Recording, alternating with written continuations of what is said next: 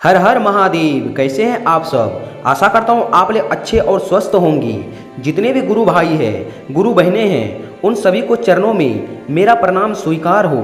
जितने भी गुरु भाई एवं गुरु बहनें इसको सुन रहे हैं, मेरी तरफ से सबको नमः शिवाय।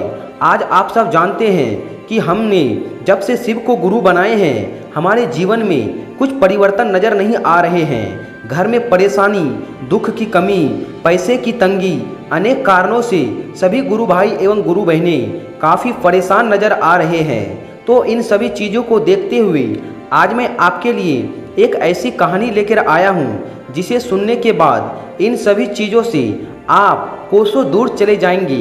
तो चलिए बिना देरी किए कहानी को शुरू करते हैं। हाँ, अगर आप हमारे चैनल में नए हैं तो चैनल को सब्सक्राइब करके कमेंट में नमः शिवाय अवश्य लिखिएगा। तो चलिए शुरू करते हैं।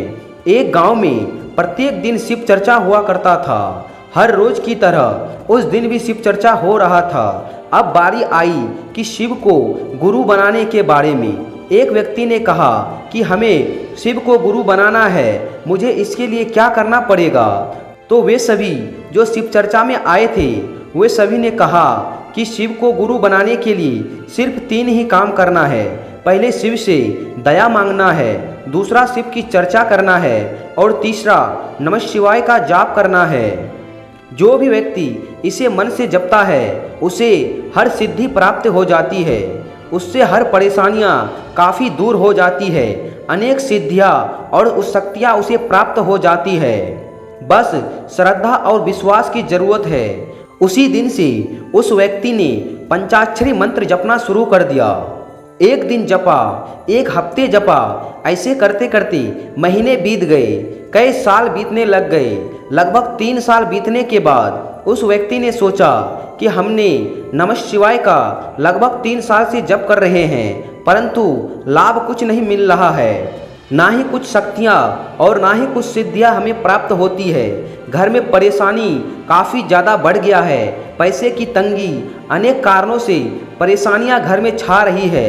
वह व्यक्ति शिव चर्चा करने वाले सभी गुरु भाई एवं गुरु बहनों के पास पहुंचा। उसने कहा कि शिव की पंचाक्षरी मंत्र में कोई शक्ति नहीं है और ना ही इससे कुछ मिलने वाला है, हम अब इसे नहीं जपेंगे। फिर क्या था, वह व्यक्ति वहां से चल पड़ा। रास्ते में उसे एक जादू टोना करने वाले व्यक्ति दिखाई दिया। पलक झपकते वे अनेक रूप धारण कर लेता था, छोटा से बड़ा भी हो जाता था। अनेक सिद्धियां उस व्यक्ति के पास था। वह व्यक्ति को देखकर अचंभित हो गया। वह व्यक्ति उस व्यक्ति के पास दौड़ते हुए पहुंचा।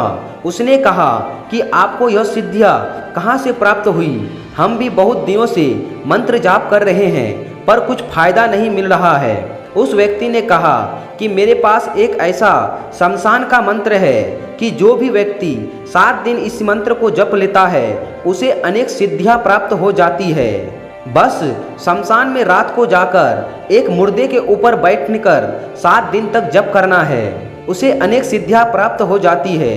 उस व्यक्ति ने कहा कि हमें सिद्धियां चाहिए, हमें सिद्धि प्राप्त करनी है। उस जादूगर ने कहा कोई बात नहीं, तुम चलो मेरे साथ। वह व्यक्ति उस जादूगर के साथ चल पड़ा। वह व्यक्ति रात के 12 बजे शमशान में पहुंचा और एक मुर्दे के ऊपर बैठकर शमशान के देवता का मंत्र जाप करने लगा।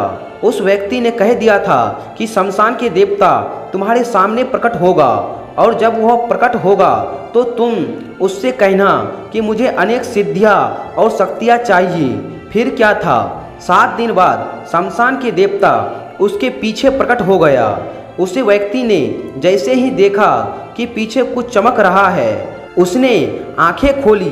तभी शमशान की देवता ने बोला कि मैं तुम्हारे मंत्र जाप से काफ़ी प्रसन्न हूँ, बोलो क्या चाहिए तुम्हें? उस व्यक्ति ने शमशान के देवता से कहा कि तुम मेरे पीछे क्यों खड़े हो, सामने आओ, मैं तुम्हें देखना चाहता हूँ। शमशान के देवता ने कहा कि नहीं नहीं, मैं तुम्हारे सामने नहीं आ सकता, तुम ऐसे ही वरदान मांगो। उस व्यक्ति ने कहा कि नहीं, तुम मेरे सामने आओ, फिर मैं तुमसे कुछ मांगूंगा।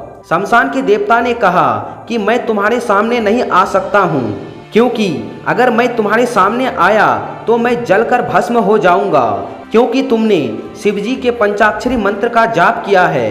इसके तप से मैं भस्म हो जाऊंगा, क्योंकि तुम्हारे अंदर अनेक शक्तियाँ और ऊर्जा आ चुकी है, जिससे मुझे पल भर में भस्म कर देगा। जैसे ही वह व्यक्ति शमशान के देवता के सामने प्रकट हुआ, वैसे ही शमशान के देवता जलकर भस्म हो गया। उस व्यक्ति ने यह सारी घटना देखा और रोने लग गया।